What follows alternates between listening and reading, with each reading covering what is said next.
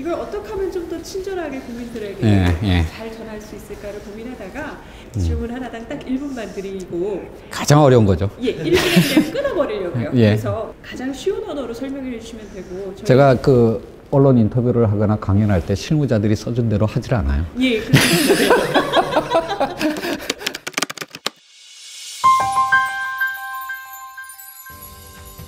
한국 경제를 비유하는 여러 가지 표현들이 있는데 가장 적합한 표현으로는 세계적인 컨설팅 업체인 맥킨지 보고서의 한국 보고서를 들 수가 있겠습니다. 두 차례가 있었는데요. 외환위기 직전에 나온 첫 번째 보고서에서는 한국 경제를 샴페인 잔에 비교를 했습니다. 글로벌 기업도 있고 영세 기업도 있지만 국민 경제의 허리가 되는 중기업이나 소기업이 너무 취약하다는 것이었습니다. 20년이 지나는 동안 이 허리는 더욱더 얇아지고 더욱더 허약해졌습니다. 이런 상태로 가게 되면 2012년 보고서에서 지적한 것처럼 한국 경제는 온탕 속의 개구리처럼 서서히 죽어갈 것입니다. 이러한 상태를 극복해야지만 한국 경제의 미래가 있는 것이고요. 이러한 고민을 바로 이번 하도급 대책에 담았다라고 할 수가 있겠습니다. 그것을 통해서 한국 경제의 중소기업에게 봄날이 오게 만들고자 하는 것입니다. 1분이 채 안 됐는데? 1분 조금 채 안 됐는데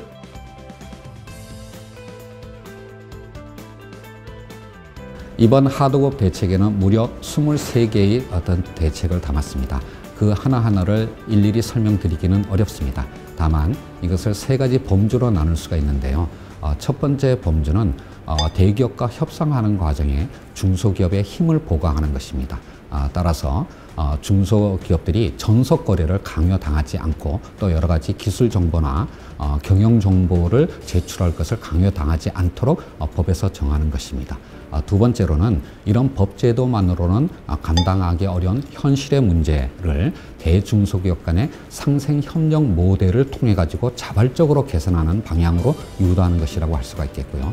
세 번째는 이러한 노력에도 불구하고 발생하는 불법 부당 행위에 대해서는 공정거래위원회가 행정력을 동원해서 엄정하게 조사하고 제재하겠다라고 하는 것입니다. 이런 다방면의 노력을 통해서 대중소기업이 서로 상생 윈윈하는 그런 경제 모델을 만들어 감으로써 국민 모두에게 만족할 만한 고용과 소득을 만들어내는 그런 노력이 이번 하도급 대책의 핵심을 이루고 있다고 할 수가 있겠습니다. 약간 너무 많이 2초. 그것도 한번, 이것도 한 번 더 할게요. 아니, 욕심이 있습니다.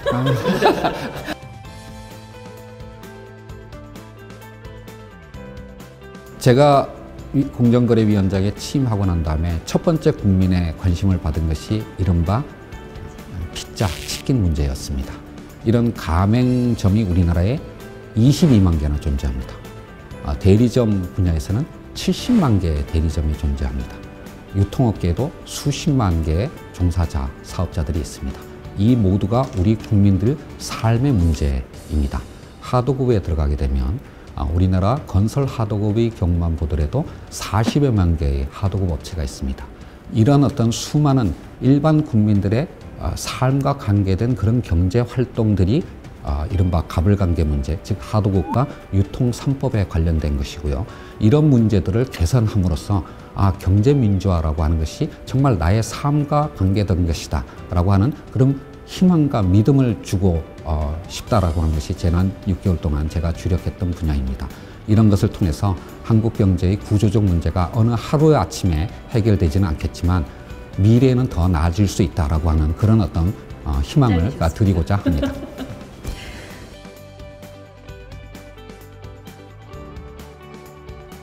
가맹 분야, 유통 분야, 하도급 분야 각각 20여 개씩의 대책들을 담았습니다.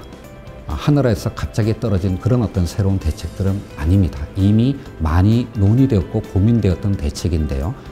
이런 대책들이 이제야 와서 발표되게 된 가장 근본적인 이유는 경제 정책의 기조를 어떻게 잡느냐라고 하는 것입니다. 과거에는 이른바 낙수효과, 대기업의 성장의 과실들을 떨어뜨리는 그런 방식으로 경제 정책 기조를 잡았기 때문에 이런 것을 실현하지를 못했던 것입니다. 하지만 현 정부에서는 사람 중심의 경제를 만들고 일반 국민들이 따뜻함을 느낄 수 있는 그런 경제 질서를 만들고자 했기 때문에 이런 정책들을 이제 실현할 수 있는 그런 어떤 기반이 갖춰졌기 때문입니다. 이제 고민했던 바를 실행으로 옮기도록 하겠습니다.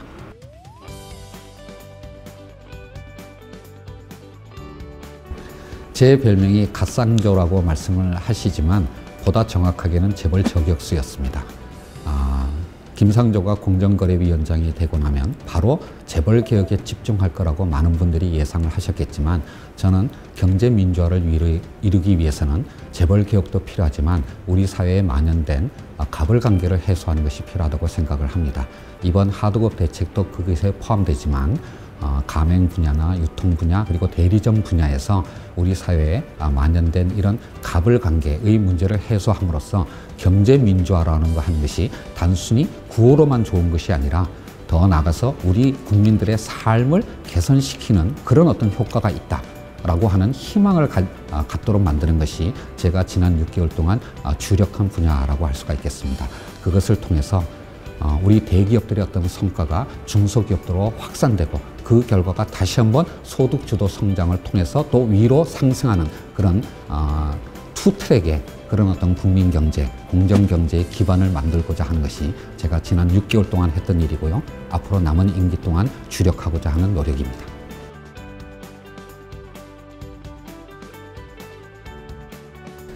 제가 취임 직후에 세종시에 있는 관사에 가는데 어린 아들을 데리고 가는 엄마로부터 감사의 말씀을 들었습니다. 이유는 피자값을, 치킨값을 떨어뜨렸기 때문입니다. 그런 과정을 통해서 많은 국민들께서 공정거래위원회가 정말로 국민 생활에 중요한 일을 하는 부서이구나라고 하는 것을 새삼스럽게 깨달았다라는 말씀을 드릴 때 제가 큰 기쁨을 느꼈고요. 이런 어떤 노력들을 통해서 우리 국민들께서 미래의 희망을 갖는 공정한 경제 질서를 만들기 위한 노력을 더욱더 열심히 잘 하도록 하겠습니다. 지켜봐 주시기 바랍니다.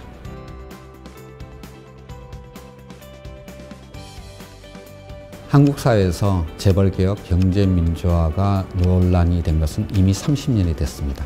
그럼에도 불구하고 뚜렷한 성과를 거뒀다라고 하기는 어렵습니다. 그 이유 중에 하나는 새 정부 출범 직후 6개월 이내에 개혁을 몰아치듯이 완성해야 된다라고 하는 고정관념이 있었기 때문입니다. 우리의 경제 질서를 바꾸는 것이 어떻게 하루아침에 6개월 내에 가능하겠습니까? 앞으로 많은 시간 동안 일관된 노력이 필요하다고 생각이 됩니다. 지금 현 정부의 경제민주화, 경제개혁, 공정경제를 향한 노력은 이런 지속 가능하면서도 예측 가능한 방향으로 나갈 것입니다. 일정 부분에서는 국민의 기대에 미치지 못하는 부분도 있겠지만 흔들림 없이 후퇴함 없이 나가고자 합니다. 국민들께서도 저희 공정거래위원회와 정부의 노력을 지켜봐 주시기를 부탁드리겠습니다. 감사합니다.